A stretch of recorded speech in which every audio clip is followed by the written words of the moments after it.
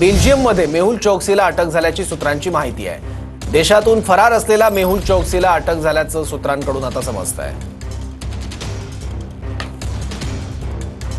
PNB प्रकरणातील फरार आरोपी मेहुल चौकसीला बेल्जियममधून अटक झाल्याचं कळतंय।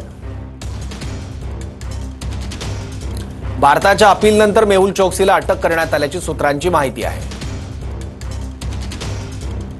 2 महिने भारतीय यंत्रणा बेल्जियमच्या संपर्कात होती। मेहुल चौकसीला भारतात आणण्याच्या प्रयत्नांना वेग आल्याचंही कळतंय।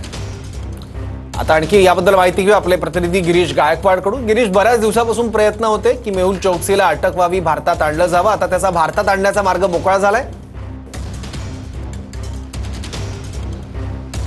नक्कीच सर्व आपण पाहतोय की आता काहीसा दिलासा जे खातेदार आहेत त्यांना मिळेल असं बोललं जातंय, कारण जवळपास पीएनबी बँक हा देशातील दुसऱ्या क्रमांकाचा सगळ्यात मोठा घोटाळा होता आणि 13,500 कोटींचा हा घोटाळा झाल्यानंतर अँटिगुआ या ठिकाणी 2018 रोजी मेहुल चोक्सी पळून गेला होता आणि त्या ठिकाणाहूनही त्यांनी दुसरीकडे धाव घेतली होती अशी माहिती मिळाली होती। यानंतर केंद्रीय अन्वेषण विभाग जे आहे, सीबीआय जे आहे, ते त्याच्या मागावर होता आणि आता प्रत्यर्पण प्रक्रियेनुसार त्याला बेल्जियममधून भारतात आणण्याची ते सुरू झाल्याचं बोललं जातंय। नीरव मोदी जो आहे तो सुद्धा त्याचा भाचा आहे आणि त्याला सुद्धा लंडनहून भारतामध्ये आणण्याचे जे प्रयत्न आहे ते सुद्धा सुरू आहे। प्रीती चोक्सी या सुद्धा त्यांच्यासोबत एटवर्थ या ठिकाणी राहत आहेत अशी सुद्धा माहिती मिळते, पण त्या ठिकाणाहूनही 2-3 ठिकाणं त्यांनी बदलली होती अशी सुद्धा माहिती मिळते। त्यामुळे आता या संपूर्ण प्रकरणाचा तपास कशा पद्धतीनं होणार आहे हे पाहणं महत्त्वाचं ठरणार आहे।